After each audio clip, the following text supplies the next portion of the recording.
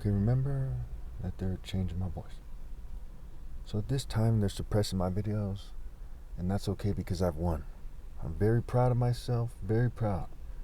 And I'm very close to the finish line, and people are very close to being cut off from God once and for all. No matter what, people shouldn't reproduce. So this video is about the psychotic Neo-Greco-Roman system of use, confuse, and abuse with the calculated ruse. Again, they're the ones doing that. I don't approve of this system. God despises anyone who upholds such a system, a satanic system, a global system. It covers every nation in the world. I suggest you all read Isaiah 34 carefully and keep in mind the word Edom, Esau, and earth are connected. When you remove the E's, you get basically that everybody who is outside the divine order, thus by default they're living a sort of magic psychology, a sort of, alternate reality life. And so because of their art, their trade, their craft, their way of living, their flow, their ways and paths, that they're cut off from God. That's what Isaiah 34 is about. If you have any questions about that, put in the comments. There's not much time left. If I remember, I'll put in the description. It's not so important. What is important that you understand that I'm the Son of God, and the divine verdict is with me, and everyone who doesn't obey God through me in time doesn't go to heaven, and everyone should stop having kids no matter what. I'm very close to being made a martyr by these people, and I'm the king of the martyrs. This is what people built toward for generations. Their families kept working toward an evil world, just trying to find their lives, having children. How are you going to keep having children if you're just trying to survive and feed your family?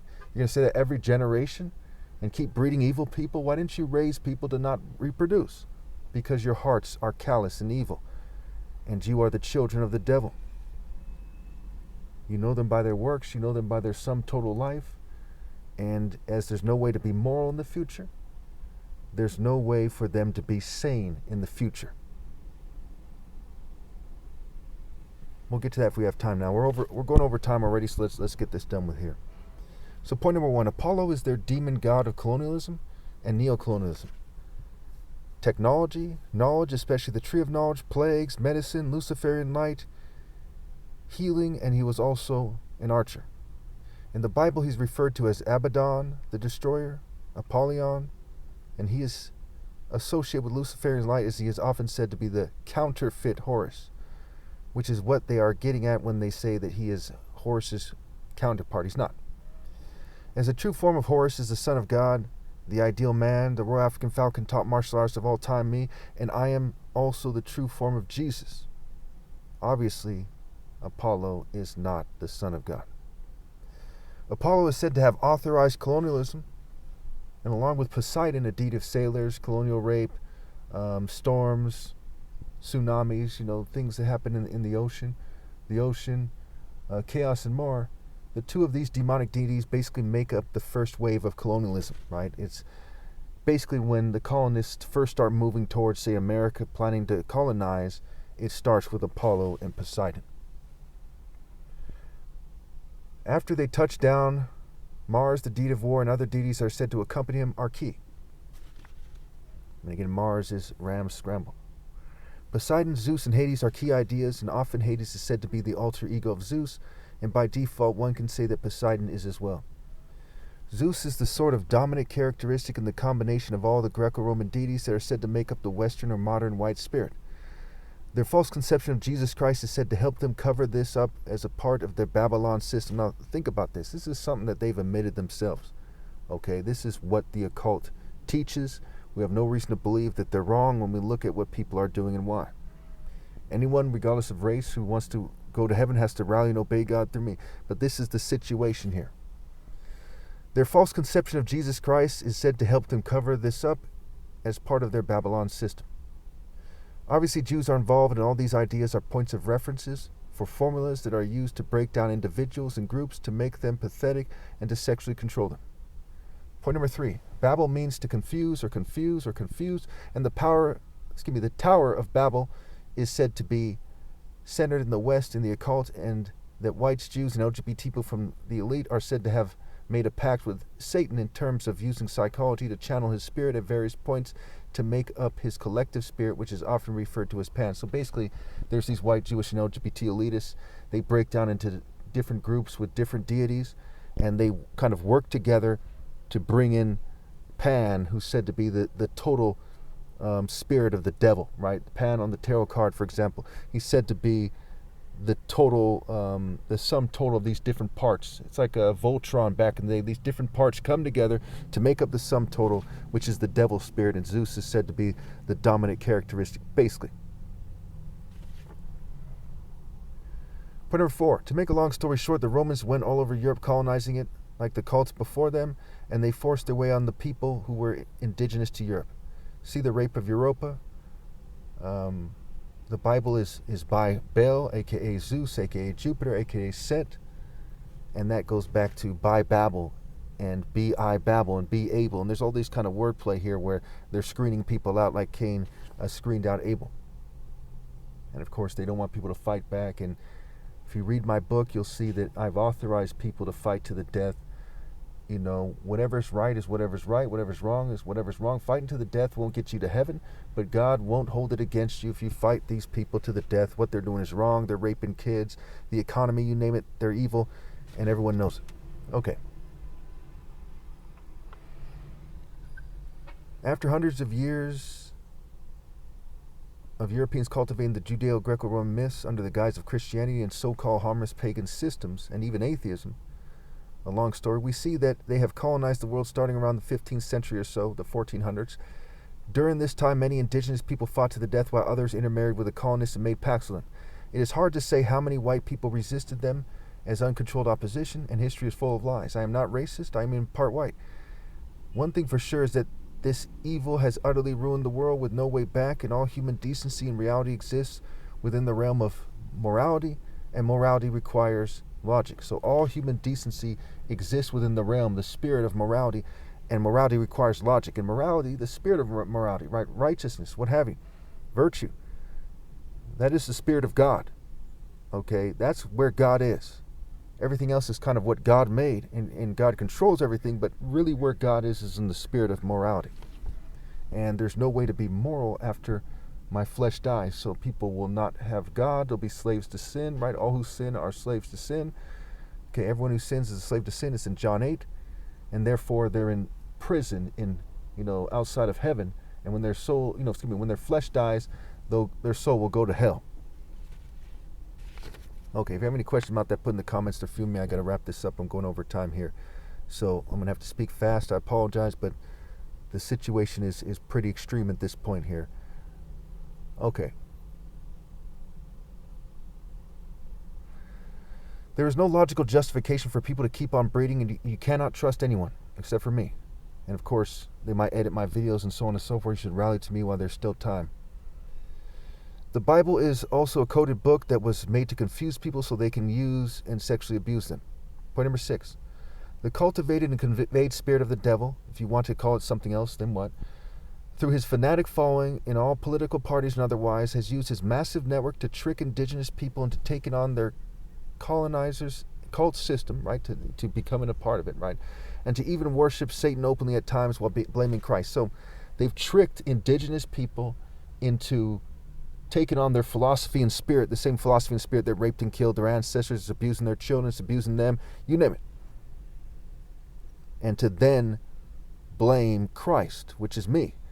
Now, I'll explain that shortly. Bear with me here.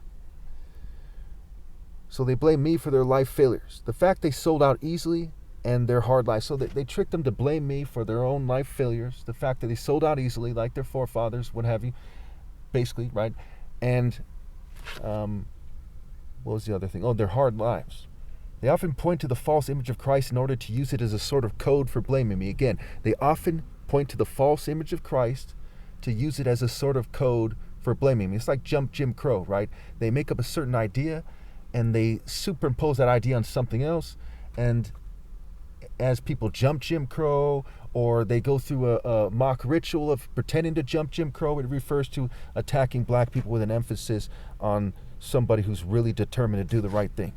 Okay, the falcon, the crow, right? Mockingbird, Operation Mockingbird, mock King Bird, the Falcon, the Royal African Falcon Martial Art Order. I can go on and on about that, but we're almost out of time here. Okay. The vast majority of them almost certainly do not know who I am and that I am black and white. But they all know on some level that the ideal man is from a black patriarchal line, so what they are doing is racist no matter how you slice it. Also, even if people are blacker than I am, they are almost certainly mixed with other things, and they have sided with their other genes over the Son of God, who is the universal leader of all humanity, because their white, Jewish, LGBT, and token minority colonizers have tricked them. And they have tricked them in a way that makes them think that they see through what they are doing, but what they are doing is getting them to commit to sheer stupidity, while for the most part pointing at people who they think are dumber than they are, and saying that they are not as stupid as they are. So basically, they've tricked them in a way that makes them think that they're seeing through what's going on. They're like, well, they say things like, well, we know that, and da-da-da-da-da, but they know that you're going to respond that way, and you're falling into their trap as you're joining them. Life is short, and life is a test. Only a complete idiot, only a dumbass tries to find their life in this world. Only a dumbass looks at the situation and then joins the oppressor to make the best of it. That's like the main trick right there. The main trick is to kind of keep leading you on with like a carrot on the stick. And so when all is said and done, you'll have helped them build Babylon's system. You'll have been part and parcel with mass rape, mass murder, mass drugging, mass assault, you name it. Think about your life as a life story. What will God see when he looks at your life story? And why do you insist on growing old and looking like Freddy Krueger helping these people? Or maybe get plastic surgery, or maybe they come up with some technology. The main argument of the colonist is the Apollo argument, right? That the colonist argues that life is just magically about toxic technology, right? And that, that they can do whatever they want and rape and kill whoever they want, and magically it's okay because of technology, one way or another. They say they brought them technology, or there's technology in the future, or that's part of the carrot on the stick. It always has been there. It's part of Satanism, right? Apollo. And the devil in Western literature saying that the mind magically is a place of its own, and that it can make heaven out of hell, and so on and so forth. That's all rubbish. Okay. So point number 7, after my flesh dies, no one will ever again be smart enough to be moral, as there is no way to be moral. And no one can be smart without being moral. So some people might argue that, hey, they're trying to scan your brain, right? But it's not going to help them. Because in order to be smart, you have to be moral. That's the only way to be smart in reality. Everything else is illusion. And why bother to scan my brain if you're just going to hack people's brains and have them live in illusion? So there's no way for them to actually be divine, to actually be wise and smart and insightful and have sense, and to be just and righteous and have timing and have all the life principles intact. They'll be dead, spiritually speaking. They'll be the walking dead like a zombie, because there's no way for them to be moral. Why? After my flesh dies, no one will ever again be smart enough to be moral, as there is no way to be moral, and one can't be smart without being moral. No matter what kind of brain scan you have after you mimic my brain or something, that doesn't change it. Okay?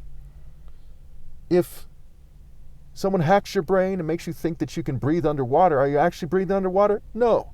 If you mimicked a fish's brain and say, that's how you breathe underwater, could you actually breathe underwater without having some kind of gills or something? No. Okay?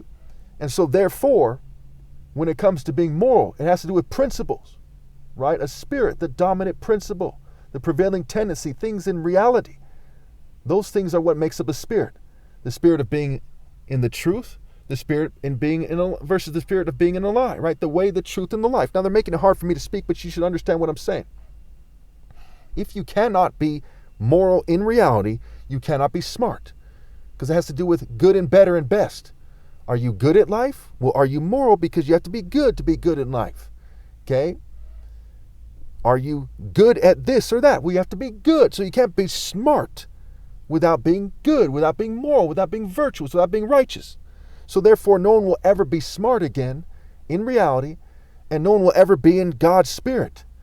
You are conquered, and your forefathers and your foremothers and Freemasonry and the military and all this stuff, right? All these governments and churches, mosques, synagogues, Hindu temples, Buddhists, you name it, it all led you astray. The blind leading the blind, and you fall into a pit where you can never have a worthwhile life in reality, and millions and millions and millions of people are too stupid to stop reproducing. I mean, people are very dumb.